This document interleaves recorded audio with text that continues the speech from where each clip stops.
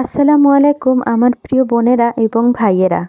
আশা করছি আল্লাহ তাআলার অশেষ রহমতে সকলেই ভালো আছেন এবং সুস্থ আছেন। স্ত্রী ও সন্তানের জন্য অর্থ ব্যয় করা পুরুষের জন্য ইবাদত। ব্যক্তির উপার্জিত অর্থ নিজে একা ভোগ না করে তা পরিবার পরিজন, আত্মীয় স্বজন তথা সাধ্যমতো অন্যের জন্য ব্যয় করার তাগিদ দেয় ইসলাম।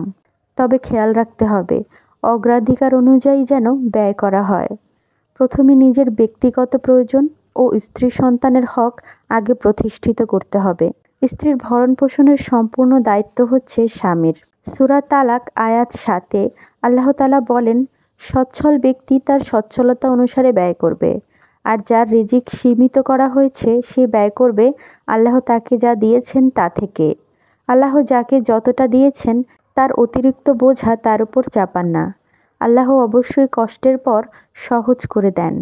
সূরা বাকারা আয়াত 233 আল্লাহ তাআলা বলেন, আর জন্মদাতা পিতার দায়িত্ব হলো ন্যায়সঙ্গতভাবে প্রসূতি মায়েদের ভরণ পোষণের ব্যবস্থা করা। মুসলিম হাদিস 1822-এ রাসূল সাল্লাল্লাহু আলাইহি সাল্লাম বলেন, তোমাদের কাউকে যখন আল্লাহ কল্যাণ তথা সম্পদ দান করেন তখন সে নিজের এবং তার পরিবারস্থ লোকজনদের দিয়ে ব্যয় শুরু করবে। কারো সামর্থ্য থাকা সত্ত্বেও সে যদি তার পরিবার পরিজনের জন্য খরচ করতে কৃপণতা করে তাহলে সে হবে পাপী। এ সম্বন্ধে আবু দাউদ হাদিস 1692-এ রাসূল সাল্লাল্লাহু আলাইহি সাল্লাম বলেন, কেউ পাপী হওয়ার জন্য এতটুকুই যথেষ্ট যে সে তার উপর নির্ভরশীলদের রিজিক নষ্ট করে। এ সম্বন্ধে আরও একটি হাদিস মুসলিম হাদিস 996 রাসূল সাল্লাল্লাহু আলাইহি সাল্লাম বলেন, কোনো ব্যক্তির পাপের জন্য এতটুকুই যথেষ্ট যে যাদের খোরপোশের দায়িত্ব সে তাদের খোরপোশ আটকে রাখে। এ ধরনের লোককে আল্লাহর কাছে জবাবদিহি করতে হবে।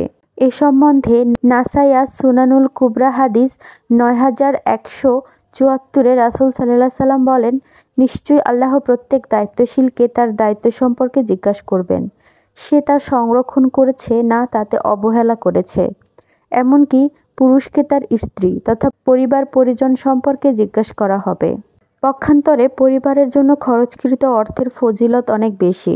রাসূল সাল্লাল্লাহু আলাইহি সাল্লাম বলেন, উত্তম হলো ওই দিনার যা কোনো ব্যক্তি তার পরিবার পরিজনের জন্য খরচ করে। মুসলিম হাদিস 994।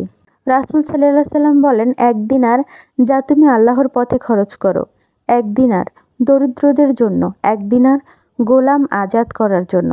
গোলাম আজাদ করার জন্য মানে হলো কোনো দাস দাসী বা আগের দিনে যে গোলাম কেনা হতো সেই গোলামদের মুক্ত করার জন্য, এবং এক দিনার তোমার পরিবার পরিজনের জন্য। এগুলোর মধ্যে সর্বাধিক সওয়াব অর্জনকারী ওই দিনার যা তুমি তোমার পরিবারের জন্য খরচ করেছ। সুবহানাল্লাহ। আর পরিবারের জন্য খরচকৃত অর্থ সদকার অন্তর্ভুক্ত হবে। এ সম্বন্ধে বুখারী হাদিস 55-তে রাসূল সাল্লাল্লাহু আলাইহি সাল্লাম বলেন, কোনো ব্যক্তি স্বীয় পরিবার পরিজনের জন্য পুণ্যের আশায় যখন ব্যয় করে তখন সেটা তার জন্য সদকা হয়ে যায়। এমনকি কোনো ব্যক্তি তার স্ত্রীকে যে পানি পান করায় তার জন্য তার নেকি আছে। এ সম্বন্ধে হাদিসে রাসূল সাল্লাল্লাহু আলাইহি সাল্লাম বলেন, নিশ্চয়ই কোনো ব্যক্তি যখন তার স্ত্রীকে পানি পান করায় তখন সে তার বিনিময়ে সওয়াব পায়। স্বামী সাধ্যমতো স্ত্রীকে পোশাক পরিচ্ছদ দেবে।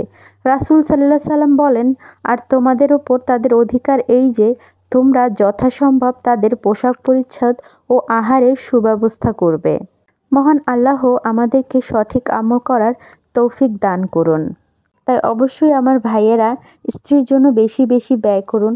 আল্লাহ তাআলা আপনাদেরকে অধিক বরকত দান করবেন। আল্লাহ তাআলা আপনাদেরকে আরও বেশি রিজিক দান করবেন। তাই অবশ্যই স্ত্রীকে ভালোবাসুন, স্ত্রীর জন্য খরচ করুন। কখনো স্ত্রীর জন্য খরচ করতে কার্পণ্য করবেন না। স্বয়ং আমাদের আল্লাহ তাআলা স্ত্রীর জন্য খরচ করতে বলেছেন। আমাদের প্রিয় নবী রাসূল সাল্লাল্লাহু আলাইহি সাল্লাম স্ত্রীর জন্য খরচ করতে বলেছেন। তাই অবশ্যই স্ত্রীর জন্য খরচ করুন, তাকে বেশি বেশি ভালোবাসুন, নিজে ভালো থাকুন, পরিবারকে ভালো রাখুন। আর ভালো লাগলে চ্যানেলটি সাবস্ক্রাইব করে দিবেন, আমার জন্য দোয়া করবেন। আসসালামু আলাইকুম।